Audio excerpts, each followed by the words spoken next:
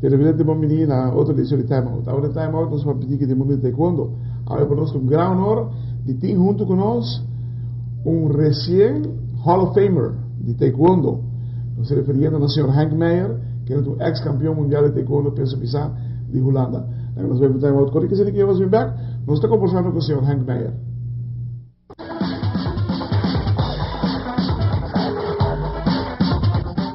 Televidente, dank voor dat we ons ontzettend voor Henk Meijer voor kapitein Hall of Fame. Allereerst jou, gefeliciteerd met je benoeming tot de Hall of Fame. Hoe was dat? Vertel eens. Ja, het was een heel indrukwekkend evenement. Het werd gehouden in een gigantisch casino, hotel casino in Las Vegas, in de South Point.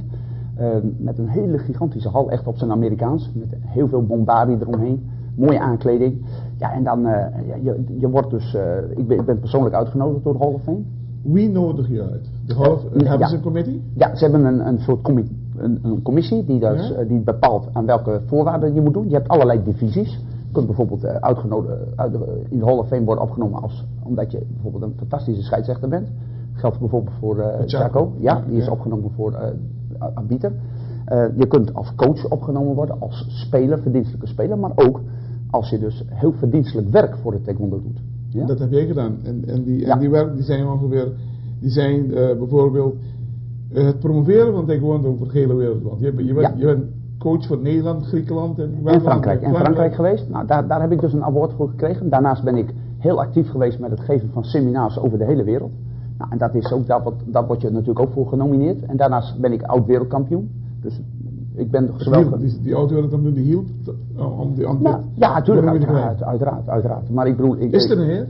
Ja, ik vind het wel een eer. Ja? Het is een beloning, een eer of een beloning voor al dus 35 jaar lang werken. Het is niet makkelijk om een Hall of Fame van taekwondo te komen. Nee. Je moet wel echt iets verdienstelijk voor het taekwondo hebben gedaan. Kijk, alleen maar een kampioenschap winnen, ja, dat zijn er zoveel die dat doen. Maar, elk jaar? Ja, precies. Ja. En we hebben elke 2 jaar wereldkampioenschap, of 4 jaar hebben we Olympische Spelen. Maar je moet daarnaast ook iets met die titel gedaan hebben. In die vorm dat je dus geholpen hebt om het taekwondo verder over de wereld te promoten. Om het wedstrijd taekwondo zoals Chaco dat gedaan heeft, is heel belangrijk werk. Ja, zoals internationale referee op de Olympische Spelen. Ja, dat zijn er maar een paar die daarvoor in aanmerking komen. En dan, er was eentje ervan. Eentje ervan. En dat is hartstikke belangrijk werk. Je was ook in Curaçao geweest? Ja, geweldig. T5? Ja, hartstikke leuk. Wat kan je voor ons vertellen over Nou, goed, eerst positief nieuws voor Aruba dan. Aruba was superieur. Ja, wereldkampioen. Superieur en was duidelijk het beste van die beide teams. Wat was volgens jou hun sterkste punt? Hun sterkste punt is hun ervaring. Kijk, er zijn hier in verhoudingsgewijze veel scholen in. En er wordt hier veel georganiseerd voor taekwondo, voor de kinderen. En dat betekent gewoon, wedstrijd taekwondo is ervaring. T5 is 8 en 9 jaar, toch? Ja, nou echt, in dit geval was de TK5 voor de tot en met 11 jaar. Tot en met 11 jaar. En ik bedoel, daar kun je verschillende keuzes op maken. Hè. Je kunt ook een TK5 voor senioren doen of voor junioren. Dat is een keuze. Dit keer hadden ze zich gericht op de kinderen, op de jeugd. En ja, deze categorie is in Aruba heel sterk vertegenwoordigd. Plus dat daar heel veel wedstrijden voor zijn. Waardoor ze dus ook al die kinderen die meedoen aan dit evenement hier in Curaçao, die hebben allemaal al een behoorlijke bagage met wedstrijdervaring. En dat telt heel zwaar. Kan ik vanaf nu al zeggen, kijk, de volgende stap is de kadet. Ja. Hebben we een goede aanwas van kadetjes? Absoluut. Geen probleem hier op Aruba. Ja, nee, geen probleem. In deze categorie zitten nu al dusdanig goede spelertjes die straks ook gegarandeerd bij de kadetten op hoog niveau mee kunnen doen. Daar is geen twijfel over.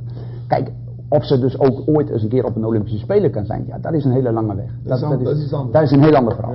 Ja, maar dat is zo'n lange weg, maar bij de kadetten gaat het goed. Ja, zeker weten. Eu lembro que nós vamos ter uma outra coisa que nós vamos ver como no Moscow, Sr. Henk Meijer, ex-campeão mundial e Hall of Fame no taekwondo.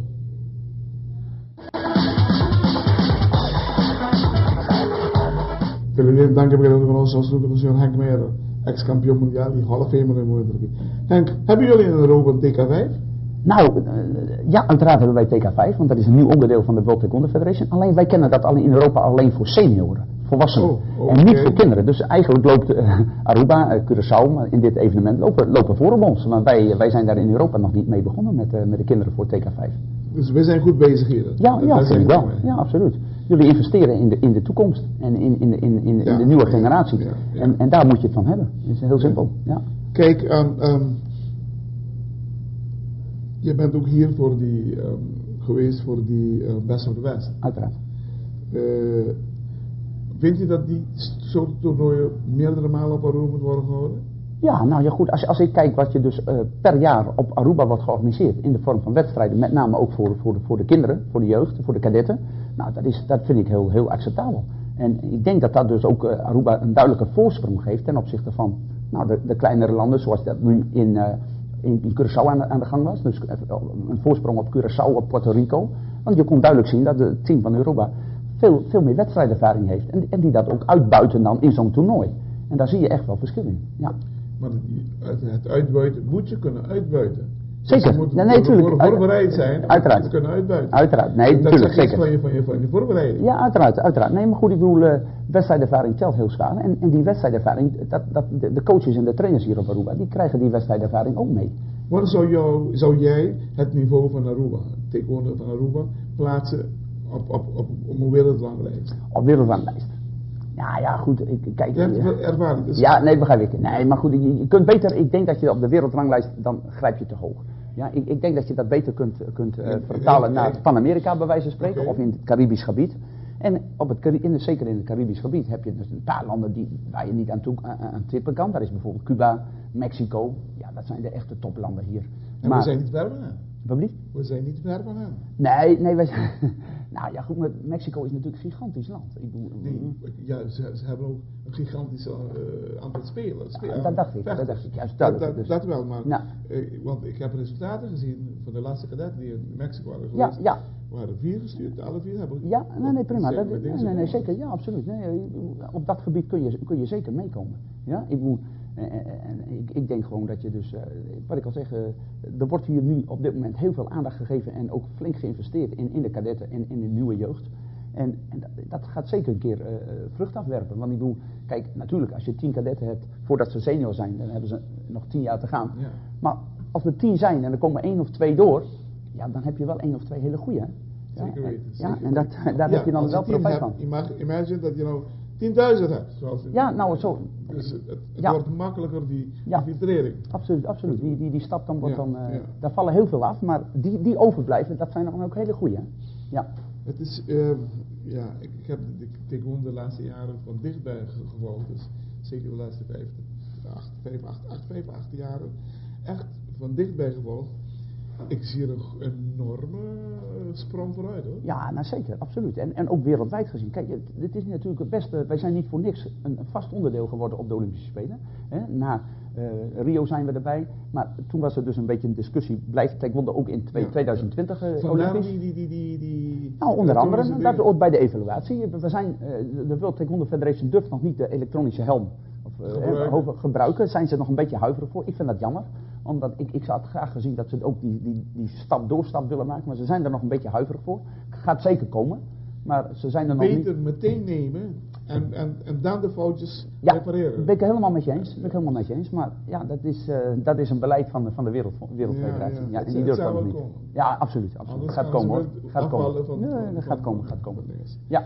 Televidente, nós taekwondo arriba bom caminho. Tenho de 4 anos nós queremos conta do caminho do mundo. Caminho do mundo, ja. Quase seguro nos área, seguro nos conta.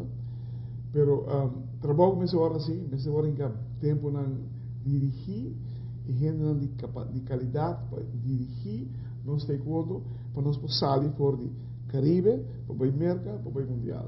Dus in Caribe weet ik nós hobby cirkel de top na. In América nós temos traga para chegar de top na in el mundo seguro. Ao estar na não também solamente door die training ou door die bringa. Mas tem gente que usa compa lanta em nível de taekwondo para o seguinte etapa, o seguinte nível, para o seguinte nível. Então, não tem bem de mês door die traga duro ou treino constantemente. Se você não sabe, compa aumentar a capacidade, lá nos que capacidade como mister para o nível, vou ter problema sério. Henk, bedankt voor het komen, jongen. Graag gedaan. Elke keer als je hier op een je bent welkom bij ons. Dank je, Frederik. Dank je, Frederik. Ik voel me altijd heel thuis hier. Dank je wel. Zeker weten.